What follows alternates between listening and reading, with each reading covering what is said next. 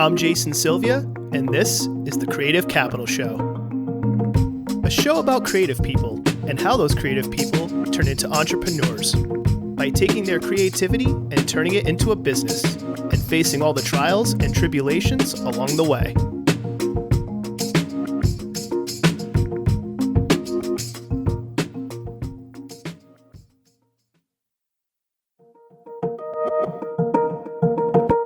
User experience design, open source, the 1970s, strip malls, town council meetings, community, and craft beer?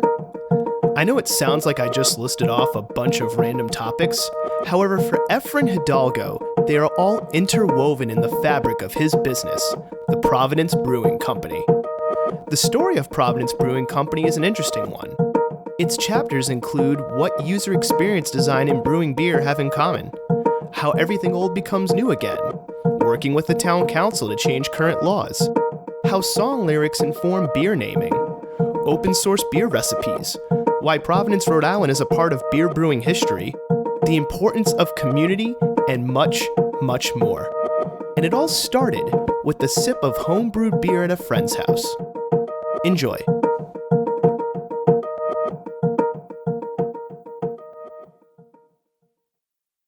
Efren, thank you coming on to the show. Are you kidding me? Appreciate it. Oh no, thank you. I think that's the first time I've ever been thanked. Or actually, no, probably not. But like, it's just weird when people are like thanking me. And that's like, my podcast is very small, but I appreciate it. Well, usually when people ask me to talk to them on a mic, it's usually in court, and it's nice to not be in court. I'm kidding. I want to get into that later. No, I think you just disappointed a lot of people when they're like, "Oh, this is gonna get good." No, I'm not that. But for those out there who are like, "Who is this Efren guy?" and for whatever reason they didn't check the website when this comes out, and they didn't check the logo. Who are you? What do you do? So I'm a dad. I'm a husband. I'm a son, and I love to brew beer. And I've been brewing beer for over a decade as a home brewer, coming on close to about 15 years, let's say, nearly 2 decades. But mostly as a career, I've been inside of the design industry as a user experience researcher and designer. And the parallels between what I do or what I did as a researcher and designer for user experience is very much in tune to what I do here as a brewer. The processes are nearly identical in the sense that you learn from the mistakes, and you're constantly looking for improvement, never perfection. And when you say here, you're referring to your company. Yes. That you're the CEO of Providence Brewing Company. Yep. So I think it was interesting you talking about user experience and being a home brewer. What was that leap? What got you started of like, hey, because a lot of people enjoy things like, hey, I enjoy whiskey, but then it's not every day that somebody goes out and becomes a distiller. Yet across the street, so we're at the Farm Fresh building right now, for those who know Providence geography or don't know, which is across the street from ISCO, which is going to be another episode. So I'm doing the rounds in Providence, but we're at your new spots. But just to backtrack, what got you interested of like, hey, I enjoy beer, but then you made that decision to be like, I'm going to brew and make this stuff? Yeah. So it's funny. It's like a buddy of mine. I'd never really been into beer. My dad always had a beer or scotch. And so I got into scotch originally, and then he switched over to bourbon when I was about 18, 19 years old. And I started enjoying bourbon. But beer was something that my dad enjoyed on his own, like, Miller Genuine Draft, the original Dirty Girl. He would have that and use it to cook, and I never really enjoyed it. Fast forward, I'm in my, early 40s. hard to believe. I'd say probably late 30s, early 40s. A buddy of mine was invited my wife and I to his house to have dinner, and he put a glass of beer in front of me, and he said, "Here, try that." And, I'm not going to say no to a drink. And I tried it, and I thought this was amazing. It's not what my dad drank. And it's not the Coors, Budweiser, exactly. Miller. It was flavorful. It was bitter. It was malty. It was an explosion of deliciousness. And I asked him, "Oh, who makes this?" And he told me I did. Not me, but him. He said he made it. And I was like, "Come on, bullshit." And he's like, "No, really, who made it?" It's like, "No, I made it." Yeah, I made it. And so I'm like, okay, not really believing him. And afterwards, after dinner, he took me downstairs into his basement, not a killing room. And so it wasn't like Saw? Right, yeah, exactly. Yeah, I didn't have to solve a puzzle to get out. He showed me all of his equipment, and he's like, I'm going to be brewing this weekend. Why don't you, or next weekend? Why don't you come over? And so I did, and I realized all of the process of measuring out the grains, steeping the grains, creating the wort, adding the hops in the boil. All of these things were so incredible to watch, to experience from all the different senses. From watching the process to hearing the steps as he's going through them, to experiencing the smell, and then obviously the tastes of things as they went on. So he gave me an instruction on all of the little nuances in between. Could you talk just high level for those that are out there that are listening to this that just have no idea about the beer making process at all? Just high level, like, what is the process from start to finish and what's involved? Like, I guess like the PowerPoint high pitch level version of like, this is how beer is made. Yeah. So the first thing that happens is you got to plant the seed, right? The seed germinates and grows into the wheat, into the barley. not that deep. Okay. Yeah. That's too high. A little bit lower. Okay. So the whole process really is, for lack of a better term, you're making tea in a very simple manner. You're taking grains, whether they're barley or they're wheat, and you're steeping them in water, warm water. And there's certain set points where certain enzymatic reactions occur. And what you're doing is you're getting all of the proteins and everything out of those grains and the sugars, and they're being pulled out of the husks. And at certain steps, you'll start at let's say 52 degrees Celsius, and then you'll do a raised temp to let's say 68 degrees Celsius. And then you'll let that sit for a few, about 30 minutes to however long. And all of that process, really, all you're doing is you're getting the grains to maximize the amount of sugars that can be used, that can be soluble. God, I can never speak. That become soluble in liquid. And then, at some point, you can only pull out so much, because then the grains, just like a tea, becomes astringent. And so you want to halt that process. And that's where you raise it up to your mash out temperature, which is roughly about 172 degrees. You just want to halt everything. And that stops the grains from continuously, or the enzymes from continuously producing off flavors, more bitterness. And then you take that liquid wort, that sweet water, and you start to boil it. And what ends up happening during that period, you start to add your hops if you want to do your bittering hops, if you want to do like a let's say like a nice bitter type beer, you'll add hops at consecutive points in time, starting at the boil, or even before the boil. You can add your hops so that as the wort's temperature is rising, it's pulling out as much of those acids as it possibly can, and eventually it gets to a nice little pre-boil hop addition. Eventually, then, you get to the end of that boil period, roughly between 60 to 90 minutes, depending upon the type of beer that you're making. And then, you cut off the heat, turn off the heat source, and you begin your whirlpooling. And that whirlpool period really is to kind of take all of the hop residue and the trub that's inside that wort that you've just boiled, and put it into the center of the container inside of the boil kettle. Because what you really want to do is now you just want to pull out all of that sweet beer that sweet wort that has just condensed with sugar. And then you want to lower that temperature, and then you transfer it into a fermenter, and then you pitch your yeast. But you want to add oxygen before it so that the yeast can really get active at a good temperature at that level. And then you pitch your yeast, let it ferment for however long the recipe takes. And, you'll do some more hop additions if it requires it. Or in some cases, you can add adjuncts to it.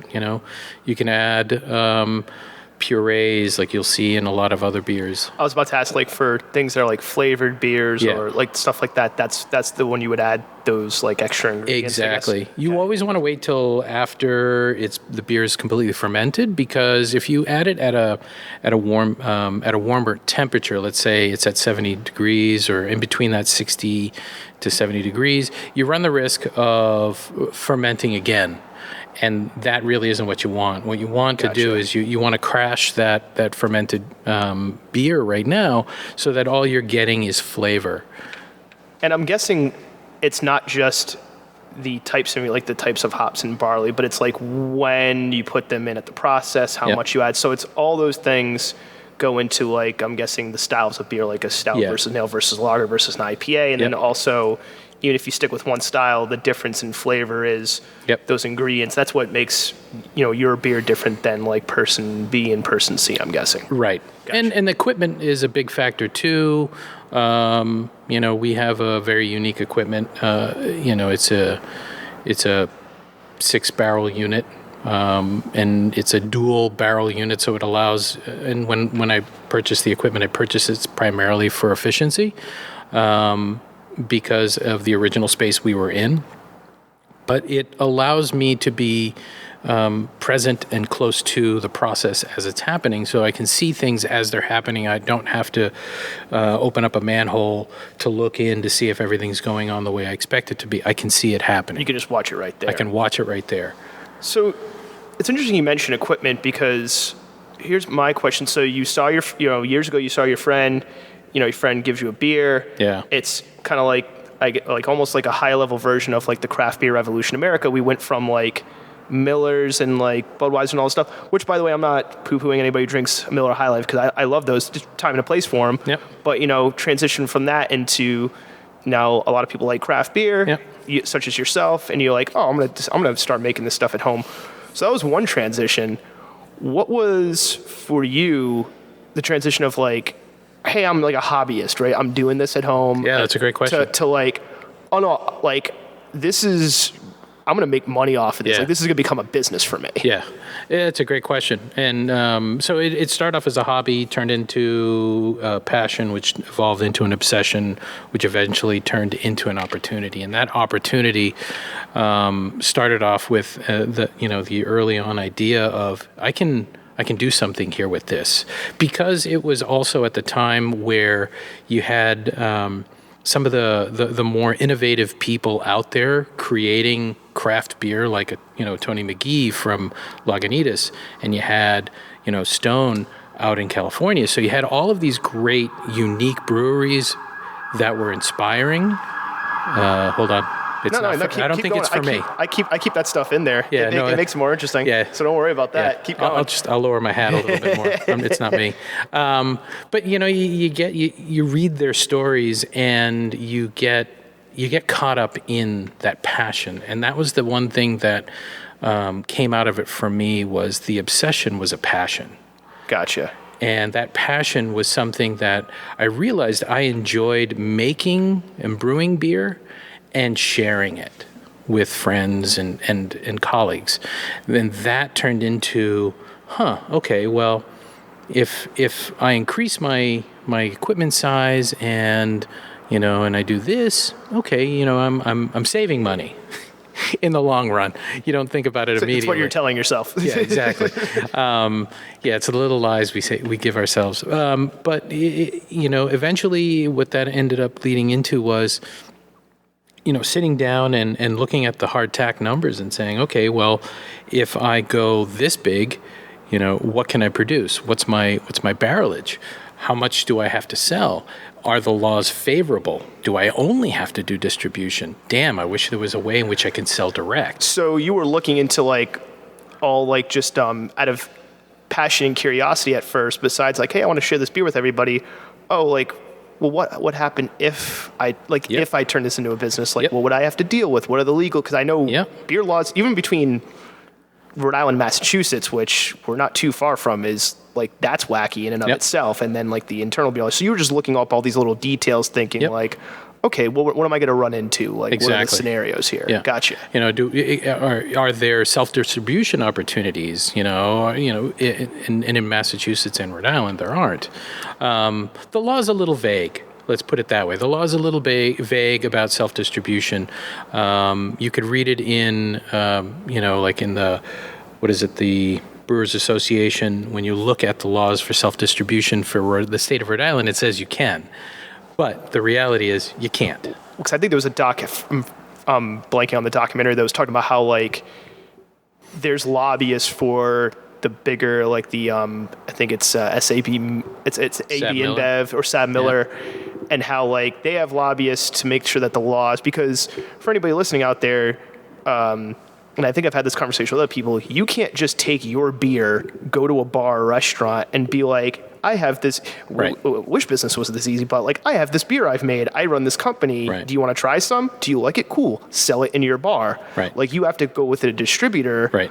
But all the distributors are backed by a lobbyist that are owned by this. So it's you have to get on their trucks, which that's a whole other thing I'm wondering, right? Yeah, it is. And you know what? It's a relationship thing, right? I mean, part of it for me when I got into I guess when I finally put on my first pair of big boy pants and opened up the brewery, the aspirations were never there to distribute. It was always originally about building a solid base, building a reputation, getting to know the customers who eventually, many of them became friends, getting to be more one-on-one and building that community. That's always been the driving force for me and with Providence Brewing. Because when you look back historically, Providence Brewing Company, two blocks down the road is the Capitol Records building, and that used to be the original location for the American Brewing Company, which eventually became the Providence Brewing Company. I love that you're doing this because it transitions right into my next question. Anyway, so this is we didn't plan this, ladies and gentlemen. But I wanted to, not to cut you off, but I wanted to kind of hark on that, hey, when I opened the brewery, you said I put on my big boy pants. So, you transition from home brewer to I'm gonna go larger scale.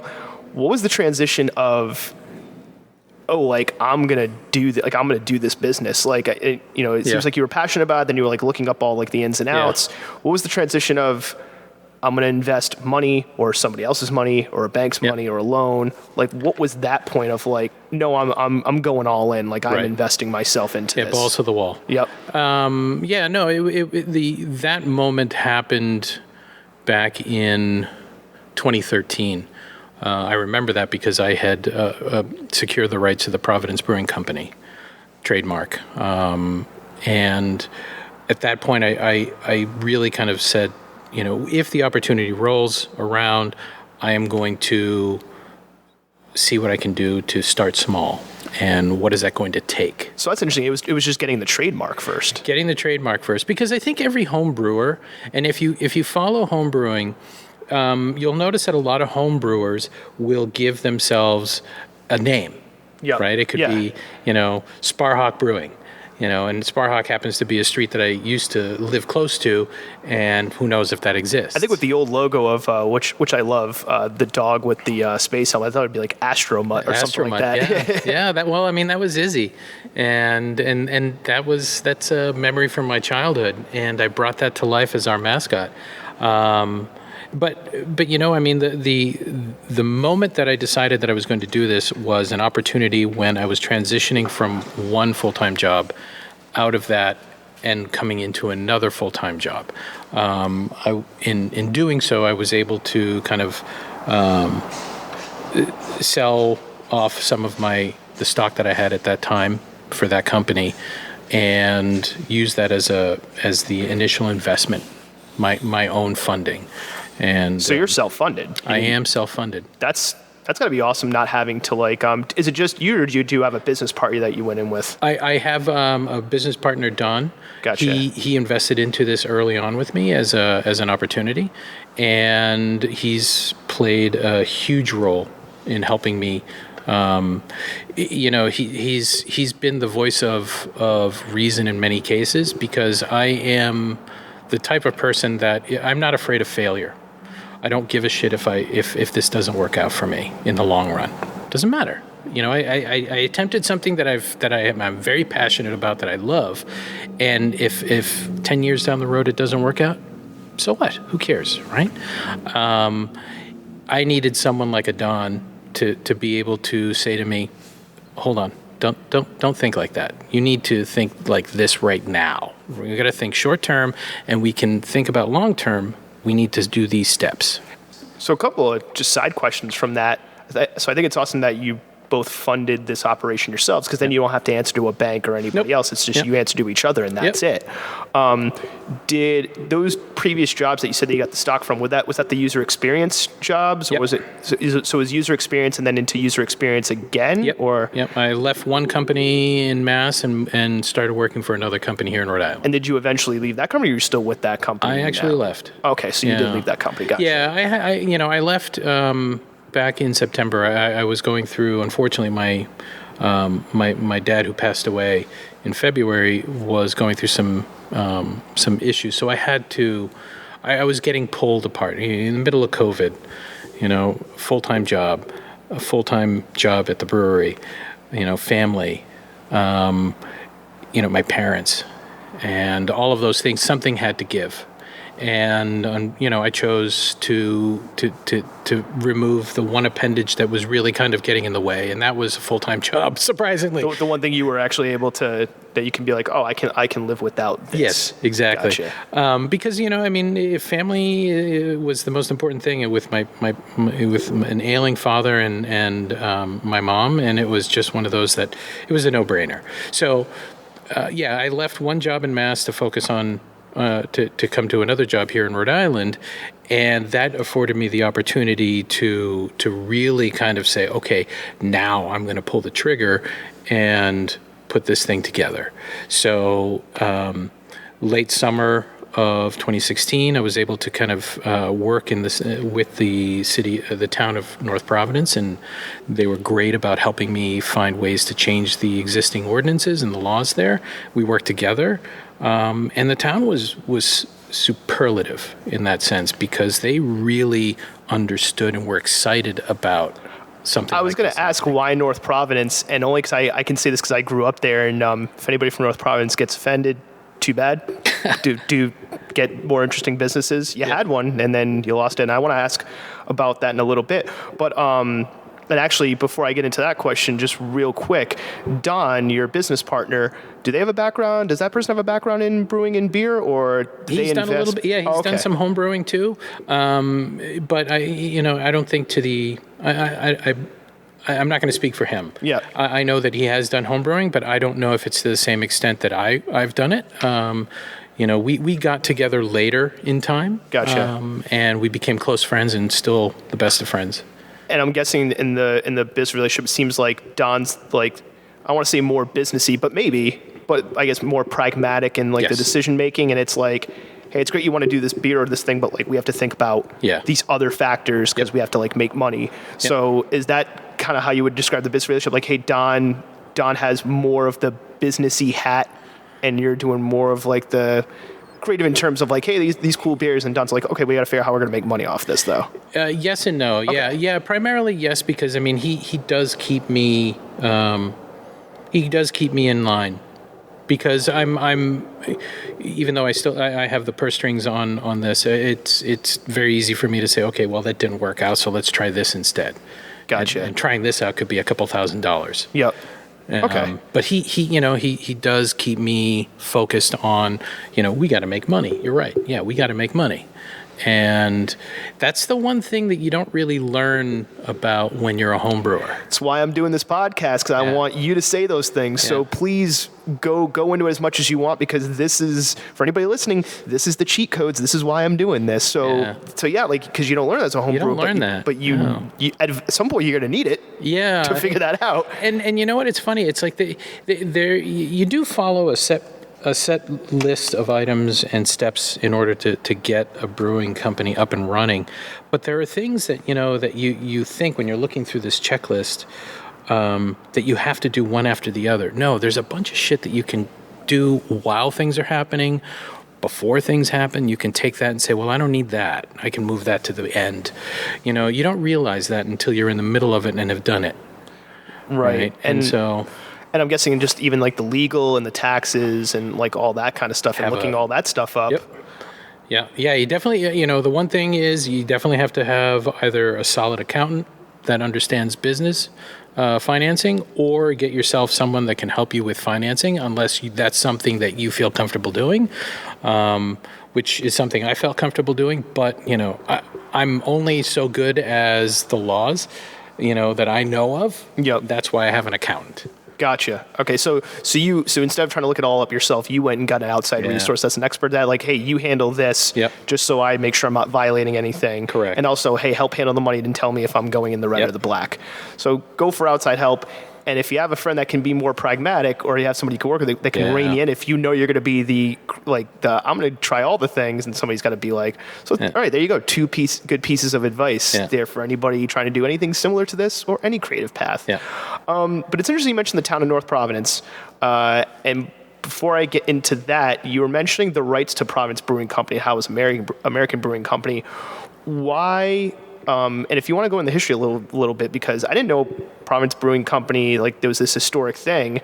How did you find out about that, and what made you want to get the rights to that rather than like creating your own name? Like, what was in Providence Brewing Company that's like, no, I want to get the rights to this. I want to revive this thing that hasn't existed for a while. Well, it's interesting. So when I was home brewing, and we were living in Providence at the time, like I said, as a home brewer, you want to have your own name. Your own little company, even though it's in the garage or in your backyard or basement, doesn't matter. You want it, or a kitchen. You want a brand. You want a recognizable brand. Right, exactly. And at the time, I thought about a bunch of different things, but because I was relatively new to Providence, even though I'd been living there for 10 years at the time, it was for me, it was like, well, okay, why not call it Providence Brewing Company? It seems interesting enough, seems simple enough, PBC. And part of me, because of my background, not just in user experience, but before that in print and graphic design, I understood that an easy way for people to remember things is a successful way. There you go. Of getting things done. And so I was looking at it from, well, okay, if I have Providence Brewing Company, Providence is 10 letters. Brewing Company, and, put that all together, you have a shit ton of letters here. And that could be pretty big. That could be kind of hairy. So, what about PBC? Okay, PVD. Okay, Providence. PVDBC. So things that roll off that I can quickly, buy a URL for, that's what I was thinking of it at the time. Anyway, moving forward, the other aspect of one of the reasons why I got it was because I started doing a web search, and I started to find all of this rich history about Providence Brewing Company, which I couldn't believe, at the time had existed. Didn't even know about it. And so I started to do more research on it, and the fact that the father that started it, James Hanley, the father of American Brewing Company, all of these wonderful Hanley Brewing, all of these different brewing companies that he started here in Rhode Island, in Providence, were available. Especially the Providence Brewing Company, and I found that by surprise. And when I just said, okay, well, let me see if I can trademark that.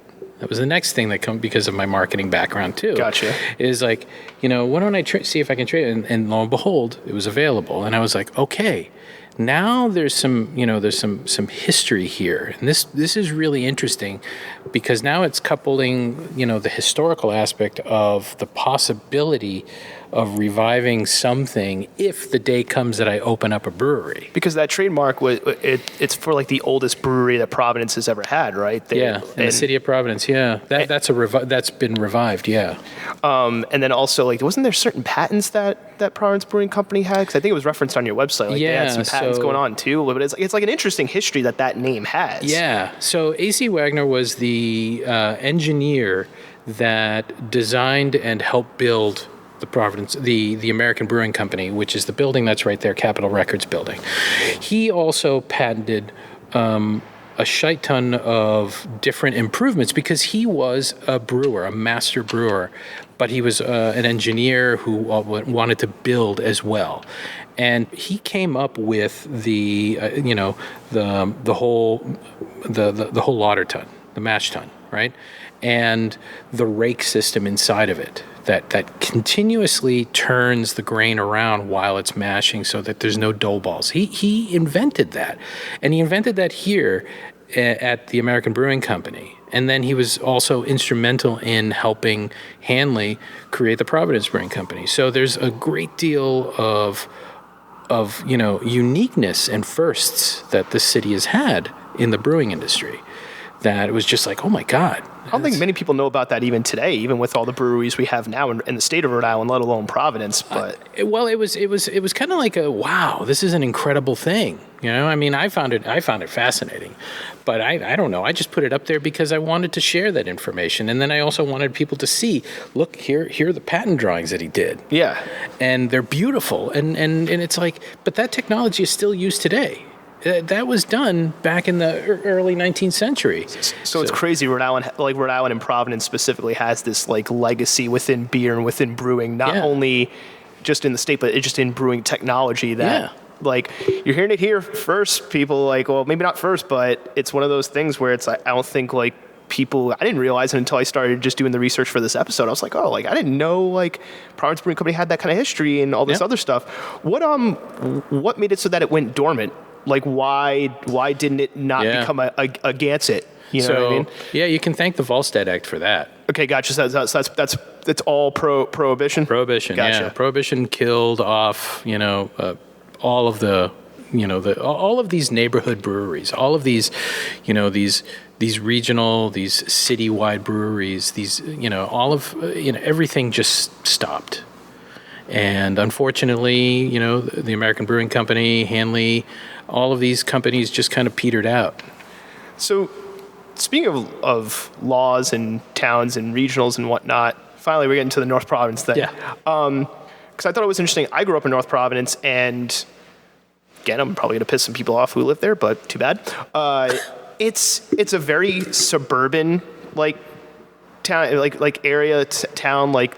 To me, that there's still an old school town square, which I think is kind of funny, but at the same time, it's like one of those suburban towns where there's like one main like strip mall style avenue, and it's like a main road, and then there's like little like neighborhoods that branch off of it. Yeah. But it's all like strip mall euphoria basically in big box. Yeah.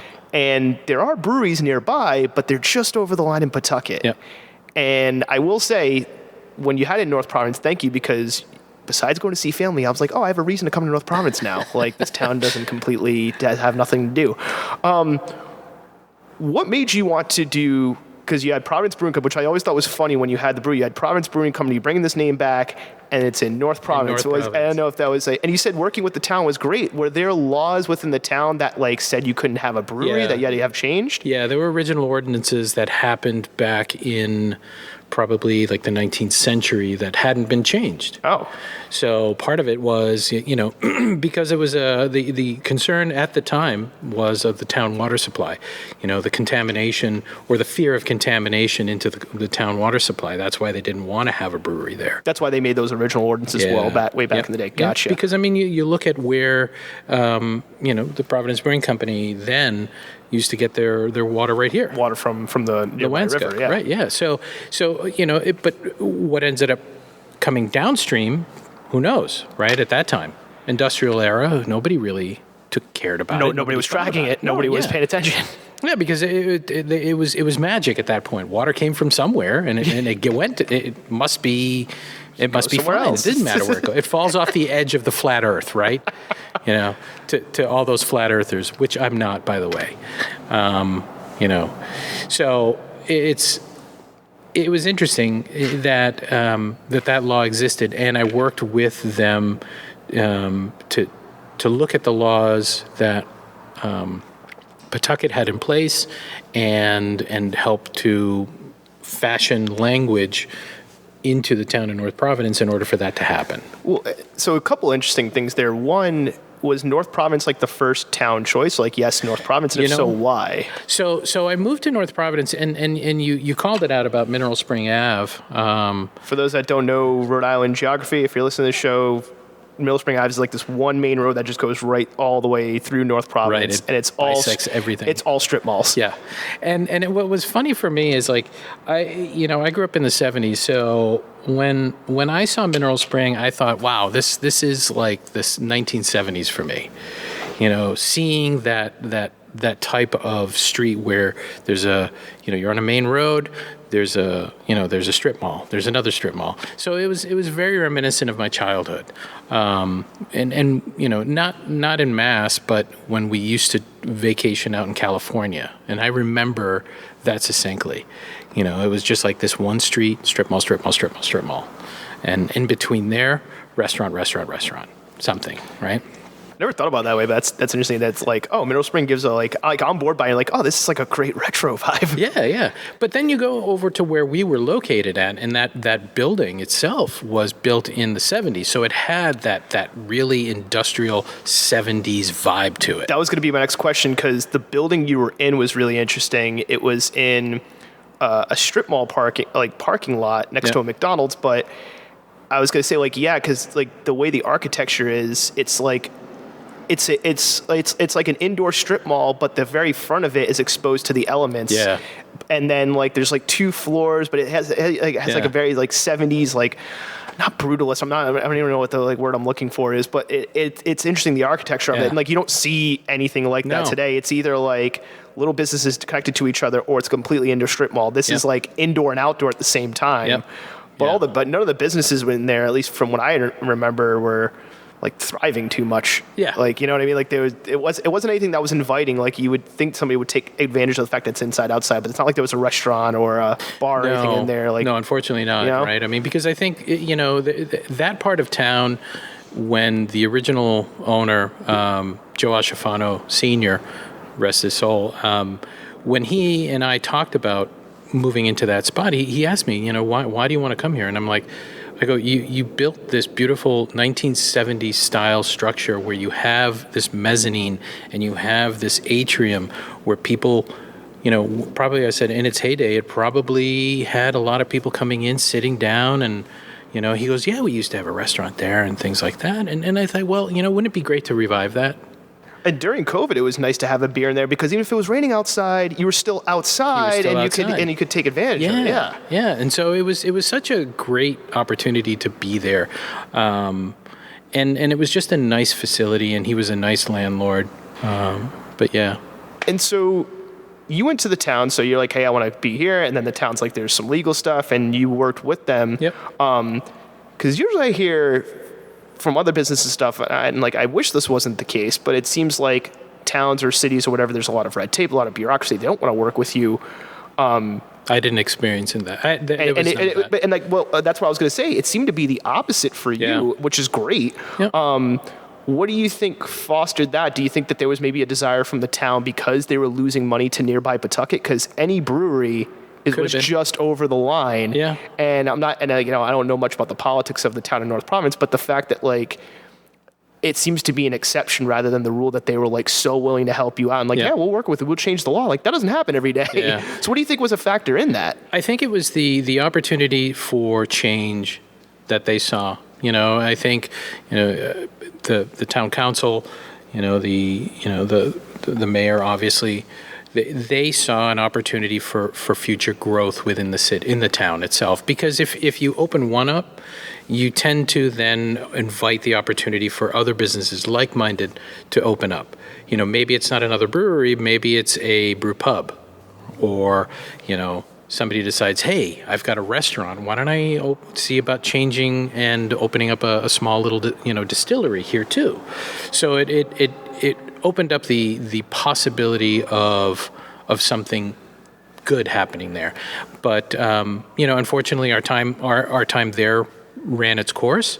But the city the town getting us to the point of being able to open the door and operate in the town, they were wonderful. I think every single person that I dealt with on a individual basis, face to face. And I think, they appreciated the simple fact that I listened to their concerns. I took into account what they were worried about when we were coming there. I tried my best to address those concerns for them. And I used facts and figures and stuff like that. But more importantly, it was just like, they were welcoming somebody into their family, right? And you don't usually hear that about any local government, no. So that's why this is like a pleasant surprise. So hey, if you're listening out there, North Providence, they want your business. Yeah, definitely. I mean, if you're looking to start, take up where we left off, go for it. North Providence is definitely a great little starting, and then you have other towns like Smithfield that's opening up as well, and all of those surrounding areas.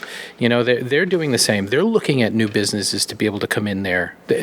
And I think that is where Charlie was successful as a mayor there. He's looking at the town and saying, yeah, you know what? It's not just strip malls, and we only have one box store. Yeah, we got to do something different. Do more. We need to get people spending money here, because if not, our town's not going to survive. Exactly.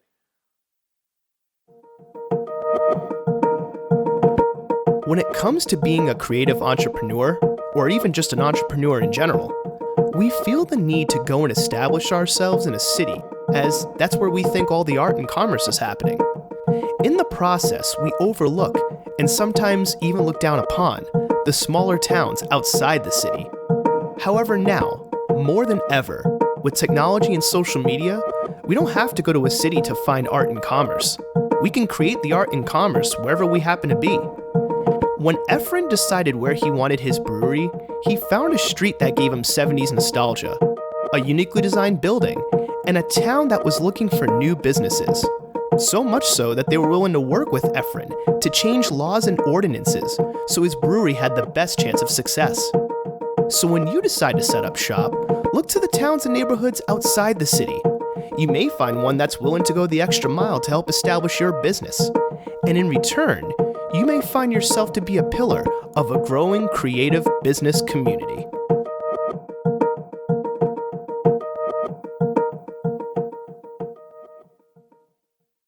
What were, if any, legal or business-related hurdles, and I'll get into the transition period because you're not in North Providence anymore. I think that's going to be a separate question, but just starting it up, what were some of the legal hurdles, whether it's like for beer and liquor laws or business hurdles that you encountered that maybe if you could tell yourself from 10 years ago, hey, watch out for this, this, and this. Oh, it's interesting. The transitioning out of North Providence to Providence really was a necessity. It was a necessity because in order for us to survive as a company, as an organization, we needed to find a new place to live. Providence, this facility in particular, was a an opportunity that came and presented itself that we just couldn't turn down. I mean, to be able to be a part of Farm Fresh, to be able to be a part of this community was something that when we were presented with it, we were like, yeah, we got to do it. But I think more importantly, it was, once you decide to do that, once you decide to leave one location and move to another, there, like you said, there's a lot of the legal, governmental hurdles that you have to go through. First off, you have to inform the TTB that, hey, we're going to need to transfer our license now. What's the TTB? So it's the tobacco. Oh God, I only know it as the TTB. We'll loop back on that one. You don't have to. They're the governing body. All right, so they're the governing body that, and like, I guess, Tobacco Bureau. why do you have to notify them? So they're especially from town to town. I didn't realize it was like town to town thing. No, it's not so it's not a town to town. They're the bureau that provides us our brewer's notice. They're the ones that give us our federal license to operate and run a brewery. So we needed to inform them that we were leaving our current location, which was, in Providence, North Providence at this location, to a new location in Providence. And for them, it's to make sure that we are not leaving a town or a location because of some negative issue. In other words, we're not trying to run out because we're being chased by the government, the city, town, or the local government for some kind of illegal act. Gotcha. Okay. So we have to inform them, and then they go through the process of, it's almost like, an application light, if you will. And then once they approve it, then you're all set there. Then there's some other stuff that has to happen afterwards. But then you also have to work with the local, city council here in Providence and all of the zoning and ordinances and those groups as well to inform them, hey, we've got plans on moving here. Let us know what we need to do in order to make that happen with you so that you're comfortable in knowing that what we have to do. But, again, there hasn't been any negative feelings about any of this because everyone understands that after COVID, small businesses need to come back. And Providence is is a very modern city that understands that, the heartbeat is small business. So it doesn't seem like I won't say that there were no hurdles, but there wasn't like any crazy hurdles when you were setting up the initial brewery in North Providence. It was more in the transition from North Providence to Providence. Yeah, I mean, it was just like the unknown, because what we did in North Providence, we changed the laws. Here, the laws are established. So now it's kind of like, your thinking has to change, and so it's a whole new set of things that you have to learn. Gotcha. So the transition from North Providence to Providence, I'm just curious, did the town of North Providence try to, because it seemed like you had a good relationship with them, did they try to keep you? Did they try to be like, hey, we'll find you another building, or like, and what made it so? Was it just growth? Was it just this opportunity came up out of nowhere, or were you seeking an opportunity for a different building? Like, what was the initial cause of like, hey, we need to get out of this building? That it was a beautiful 1970s retro building, as you said, in North Providence. It was a cool space. It was small. Right. Seems like you were doing good, but what was the thing that kind of like the catalyst of like what caused that change? So it's a 3-part question. What caused that change? Did North Providence try to keep you in that town? Yeah. And then this opportunity to come to the Farm Fresh building on Sims Ave, which I want to get into that in a minute. Were you looking for that, or did that just kind of pop up out of nowhere? Yeah, great. All great questions. So let's start with number one. So the catalyst that kicked this whole thing off was we knew that we needed to expand. We wanted to expand, and because we were seeing growth. And that's the thing about any home brewer that's going into the professional side of things. They have to realize that the moment they open up their doors, they have to think about expansion. The dust hasn't settled on your first dream. But you got to think about scaling. You got to scale. And doing it properly. You got to scale, and you got to do it properly, and that means you got to hone in your equipment. You got to, you got to nail down your recipes. You got to do all of these things to get your name, your brand, your beer, your product, lockstep forward. And once you've got that and you start to think, okay, maybe I'll, what's the next thing? Next thing is you got to scale. you got to meet demand. And we were starting to expand. We had a distributor, and we were growing with him. We were growing with them. But the impetus really came down to COVID hit once again. I'm going to just I'll be honest. I mean, COVID hit, and we were thinking about expanding, and we were actually at the time talking with the original owner of the building we were in, to take residents upstairs. Because you were like a downstairs area, Yeah. and then there was the upstairs area. Yep. Okay. And so we were hoping to take the two open units that were up there and open that up into the seating area and keep operations downstairs and expand into the unit next to us as well. So the downstairs you would expand into one unit, and that's where all the actual brewing would happen. All the operations, yeah. And then the actual area to enjoy the beer, the retail storefront would be the upstairs, which would be two. Okay, Yep. so that was the original plan. Yep, that was the original plan. Unfortunately, the father passed away, and his son had other plans for the location. That being said, that was kind of our. There was really no decision at that point. We had to move. Yep. We tried to work to stay there. It didn't work out. No hard feelings, whatever.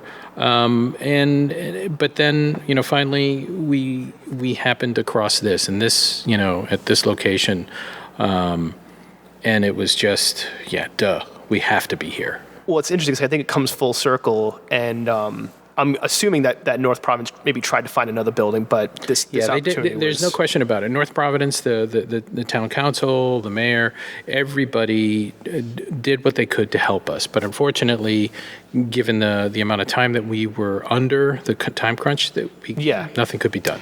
But I think it did work out for you, because now you're in the farm. For those who don't know, we're in this building. This is wonderful, still being built out in certain aspects, facility called the Farm Fresh building, which there's, urban farmers markets here, but we're on Sims Avenue, which was kind of just in the back of an industrial road. And now you have this building, you have apartments and homes nearby. Yep. You have, Providence's first, since Prohibition, distillery, Industrious Spirits Co. across the street.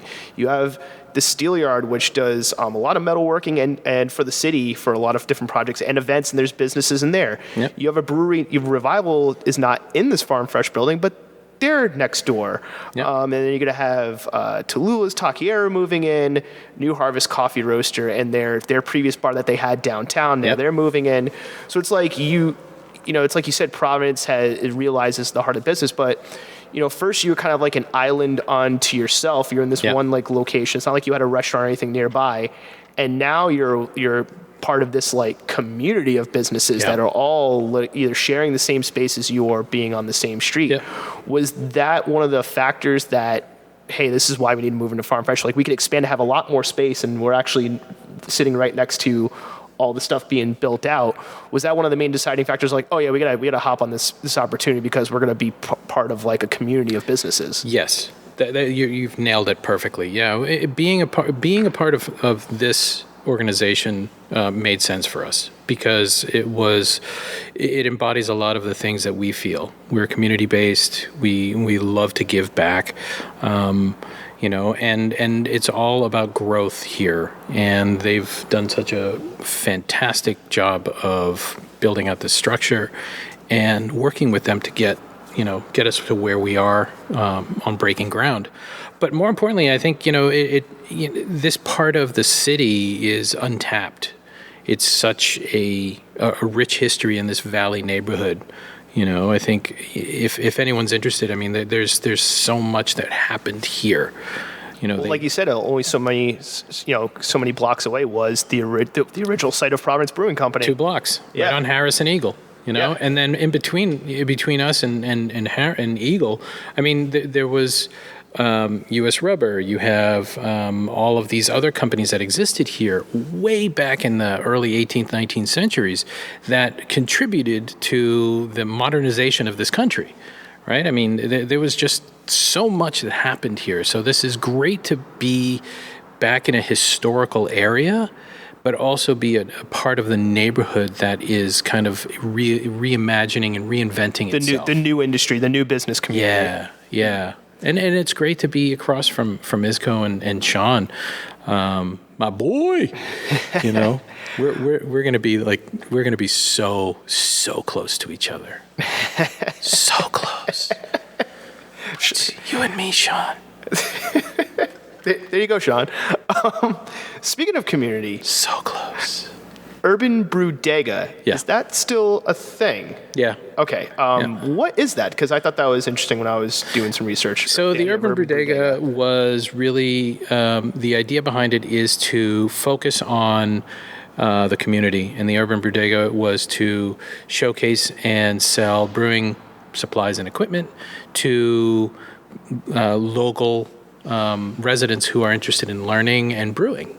So, you know, we would help them set up and teach them about the brewing process, and then also help them acquire whatever materials they needed. But it's also really the Urban Bodega, just like a bodega in a local neighborhood. It really is a kind of a community place where people like to hang out and see each other and talk. Where is that? Is that not in Providence, right? It'll. My hope is to bring it about in some way here. Gotcha. Whether it is a process of teaching people how to brew beer, holding brewing lessons, holding events here so that people can participate in the brewing process. We have a couple pilot systems that we would use in that, but it's something that I have not had an opportunity to focus in on like I'd originally wanted to. You know, again, when you start a brewery, you're focused on, getting to that next level and making sure that you're making money to be soluble. Gotcha. And some things, some ideas have to kind of take a back seat. I'm looking forward to that. Me too. And going along with that, one thing I found really interesting, correct me if I'm wrong, your beer recipes are open source? Yes.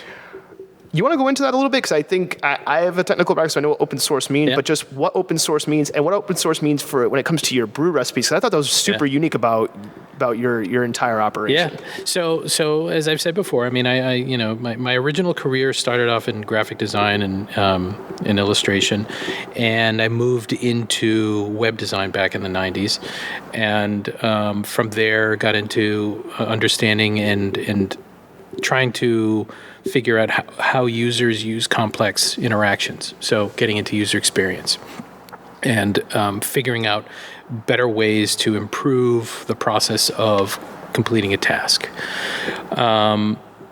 With that, I think when you start to work for large organizations or even small startups, you take advantage of how other people have done things, and you learn from those skills, whether it's a code library, whether it's instead of building things straight out of JavaScript by hand, you'll grab a JSON, whatever, right? I mean, you'll just grab what you need, and because it's already out there, it's on, it's already been tested, it's being used, other people are continuously adding to it, improving it, things like that. So you take advantage of that and you help improve your own products.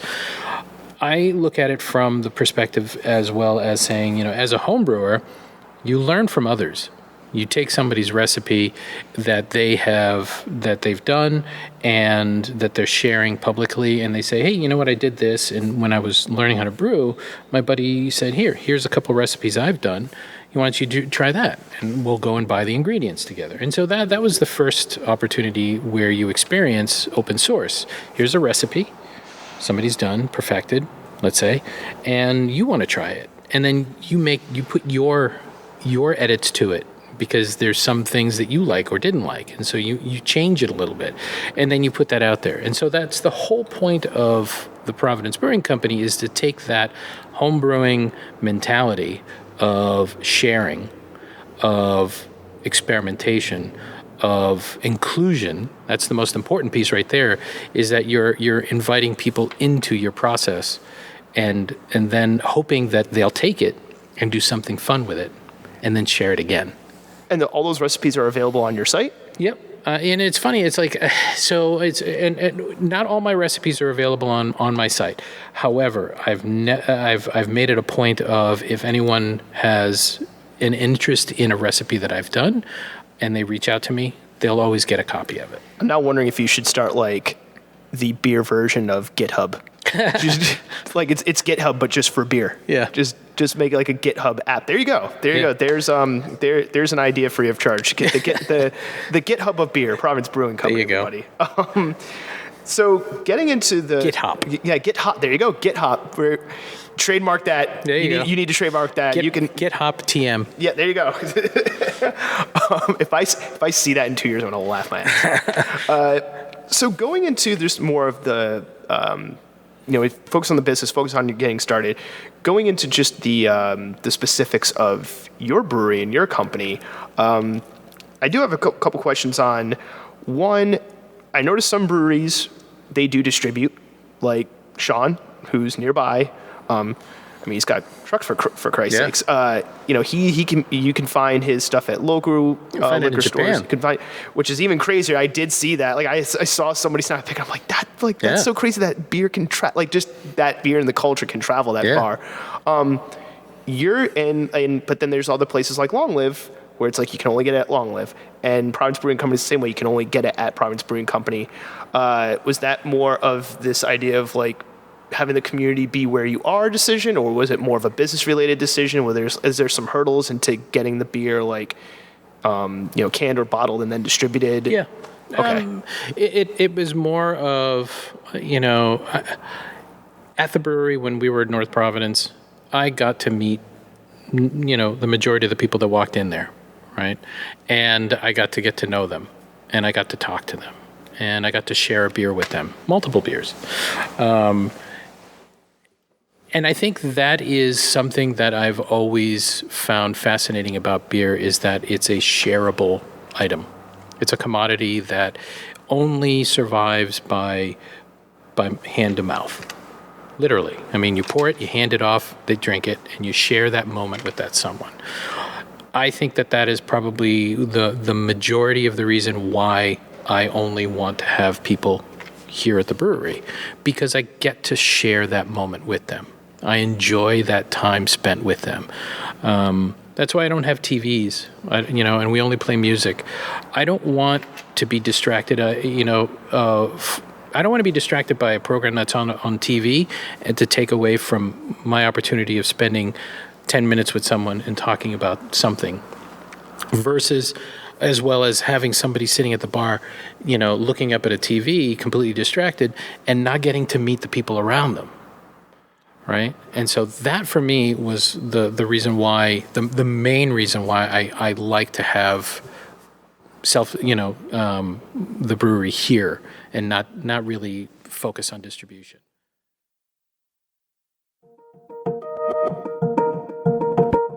Besides focusing on your work, there is something else that deserves your time and attention that's equally important, and that is the user experience.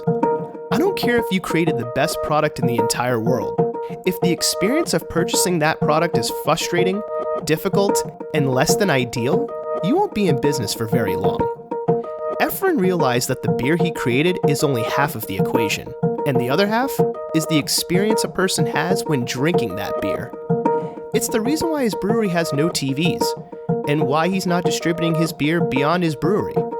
Also, he can give others the experience he had when he took his first sip of craft beer.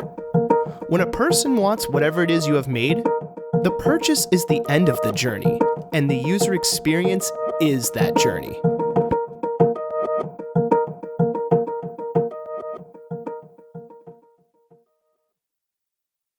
Speaking of design, I'm going to go back to the beer in a moment.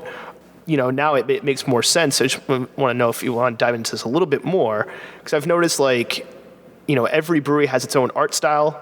Yours is no different. Even the can designs, that was one of the things. What I thought was really clever is that you took some of the can design stickers and just gave them away as stickers. Yeah. I think more breweries should do that. Like if you have a sticker you're slapping onto your can, just give the stickers away or sell them for $1 or something. Cause like some of it's just really cool artwork that you had. Yeah. And it was cool to take that home and like have a piece at home. If I couldn't take the beer home, I could take that home and I could show it to other people and be like, what's that? Like, oh, it's a brew. Like, that's a beer company? Like kind of, cause your can designs and your logos and even like the Astromut thing. And even now I'm looking at your hat, like you can jump from these different design languages. Was that intentional? Because I noticed like some breweries, like every can's got like a motif. Yeah. And that's good for branding. Like I get it. Yeah. Whereas like one can from you guys looks one way and then it's a completely different design another way. And they're all equally awesome. Conscious decision. And if so, why? Like what goes into that? It's always been a conscious decision to never be the same. And it's always been the message for the brewery too. It's like, when we first opened our door, we made an effort to never brew the same beer twice. We always made changes to a beer that we brought back. Like the juice, that was the opening salvo that we started with. And we changed it ever so slightly every time. And so when we started getting into canning, that was the idea as well, because every beer has its own personality. And to stuff it behind a very singular look and feel made it kind of too corporate for me. And I didn't like that. And so what I wanted really was for the beer, the name of the beer was typically taken from a song title. And that song title, or the way that the song told its story, found its way inform on the can.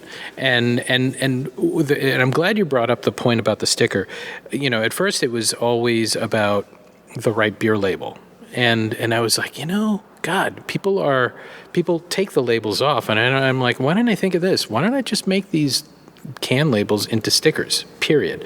And instead of using a label, I just put stickers on the can, and that's what I did. So I went from beer labels to actually producing stickers that would then be added onto the can. And it wasn't just the logo stickers. I thought it was interesting is that you do have a consistent logo. Like when I would take a growler home, it would have like the Astromut logo, which I loved. But but then on the website, you had like a more of a lettering logo. Yep. And it was still recognizable. There was still a consistency, like from a company branding standpoint, and then like taking a growler home standpoint. But then as soon as it got into like the individual cans of beer, it was a different, unique experience each time, which was really cool. And then the idea, so you're just like, hey, why don't I just give these stickers out? And it worked. It worked on me, because then I was showing the stickers to friends, and they were just like, "What the hell is that?" It's like, "Oh, it's this brewery, this Providence in North Providence," which was kind of a funny joke in and of itself. It's Providence Brewing in North Providence, but they would want to come just because they would want to come through, because they would see. I had some friends who were like, RISD friends or design nerds. They would see that and go, "Oh, like that looks different. That's complete. That's something I haven't seen on a beer can before." So it's just interesting that the company itself and the growlers had like one aesthetic, and that every beer was a completely different aesthetic, because every beer is unique. Every beer is unique. And so I looked at it, and I'm glad you caught that, because that is not very many people get that from a branding perspective. The parental, the big umbrella brand is one thing. You have to respect that. It has its own look and feel, which I'm going through a process right now of revitalizing it and modernizing it. And because North Providence was the original for me. Now we're near here, and now I need to do something different. So the umbrella brand is going to be revamped. But underneath that, I look at it and say, there are certain elements in the branding that should be able to either stand on their own, carry the weight of the brand on their own, or feel free to be cheeky and enjoyful. Joyful to be, to actually have its own, personality. Enjoyful TM. Enjoyful TM. Now you need to make that a beer name. There you go. Enjoyful. I'm going to get such shit about that. Make it a Joy Division reference. Yeah. It'd be funnier. Well, there you go. So I found that being able to say, okay, from the brand, everybody will recognize the dog, Astromut. Then you recognize the name.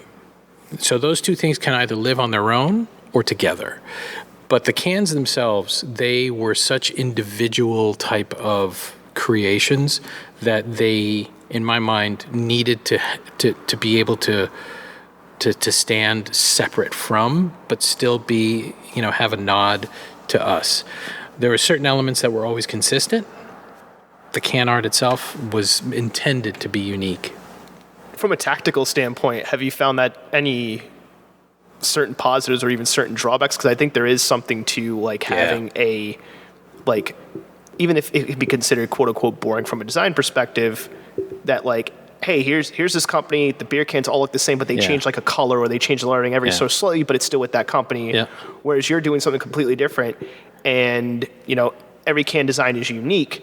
Where I feel like it's an opportunity to draw somebody in, like a new customer. But then, is there any issues with keeping it?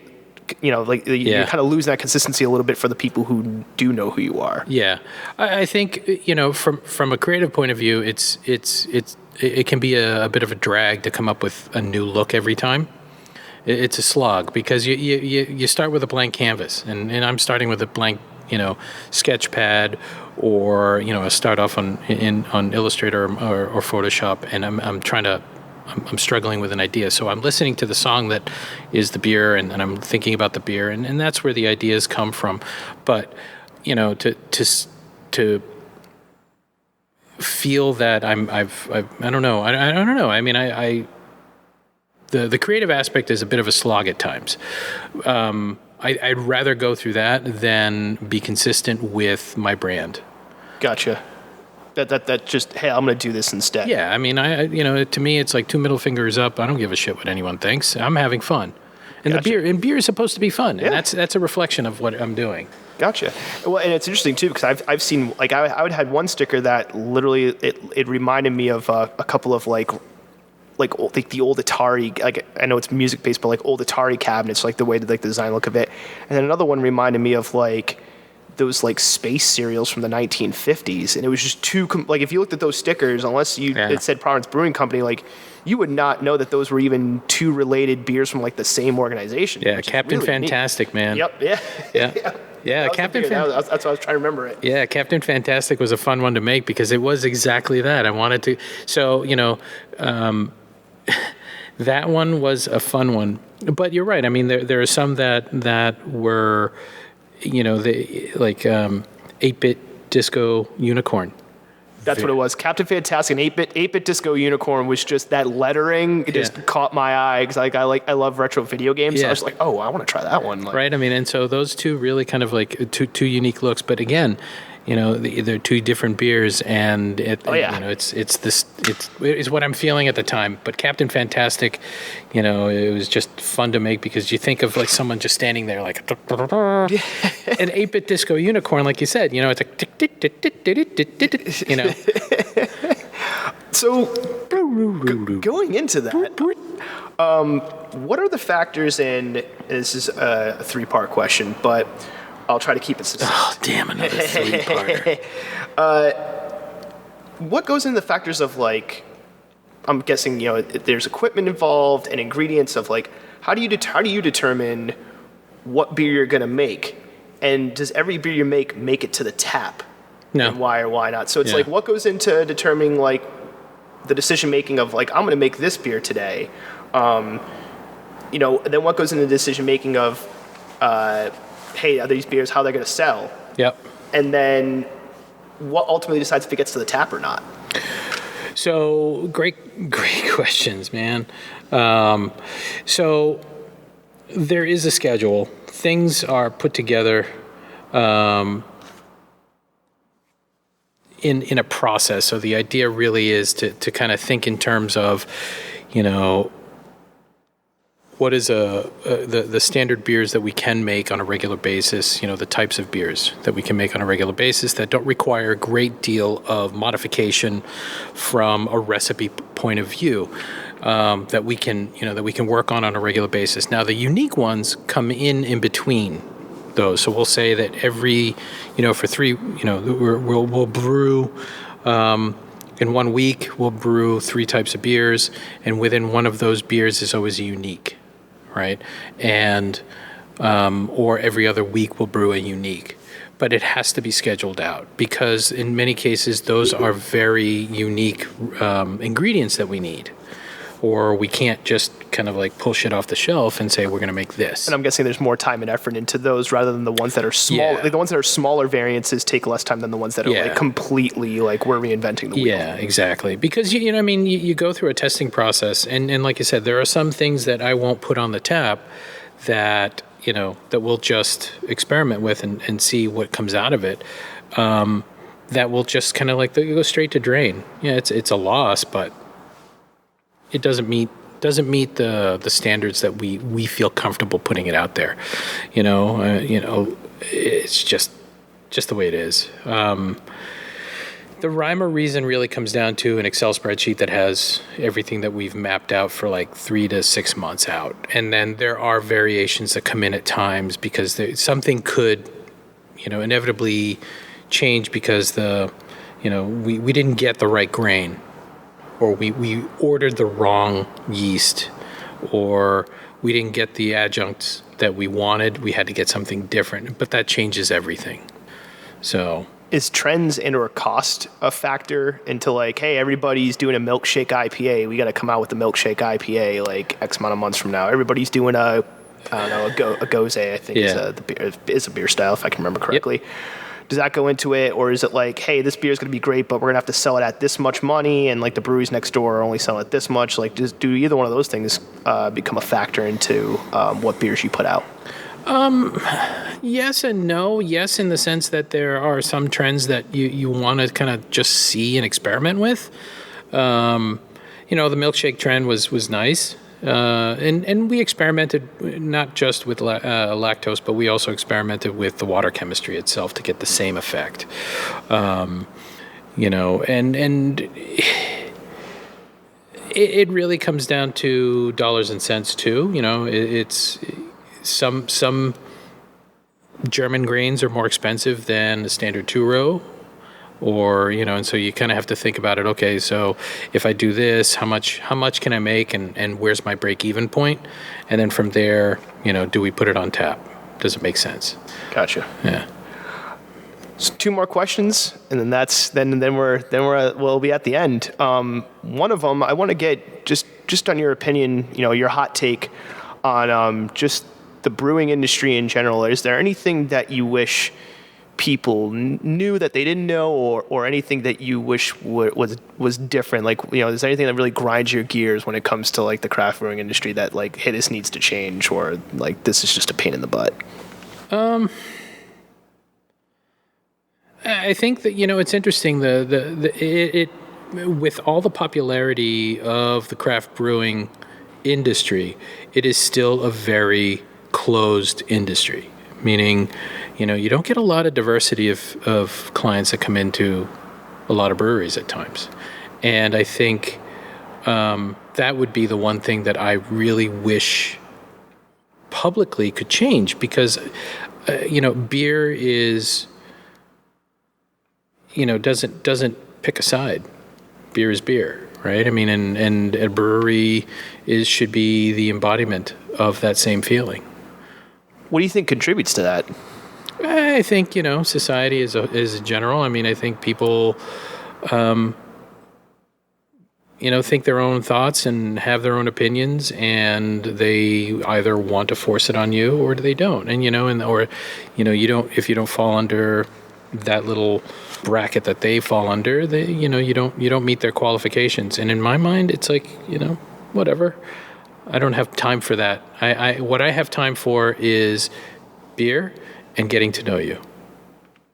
Which I think is a testament to you. Like, you're just from having this conversation and being in your brewery before, you're about beer, community sharing, come on in. Yeah. And so it's interesting that even like you said with the popularity, that there's still this issue of like, oh, you don't fit this mold, you don't fit like what, you know, quote unquote, we think a brewer or like people into this types of beer should be. Like, you know, I guess like the snobbery of it. And I'm referencing a previous episode with my buddy Michael Sylvia, so shameless self-promotion there.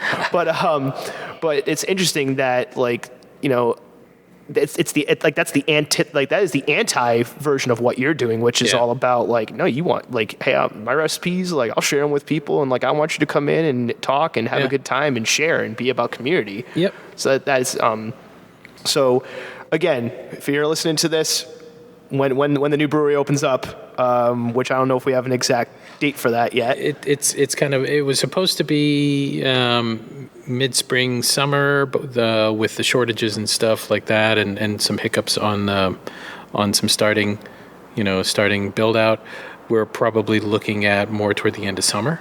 But hey, Providence Brewing Company, just keep yourself posted, because come on down and share in the experience. Yeah. Because I'm excited for the new location, because the old location was all those ideas about community. That's not just you waxing poetic. Like, I experienced it. So take it from me, folks. Come on down and experience it for yourself, because it's awesome. So we're at the last question, which I think is a good way to wrap it up. So the last question is, what piece of advice would you want to give to somebody who's either in a creative field, trying to start their own business, trying to be another Providence Brewing Company? Maybe they listen to this episode and get inspired.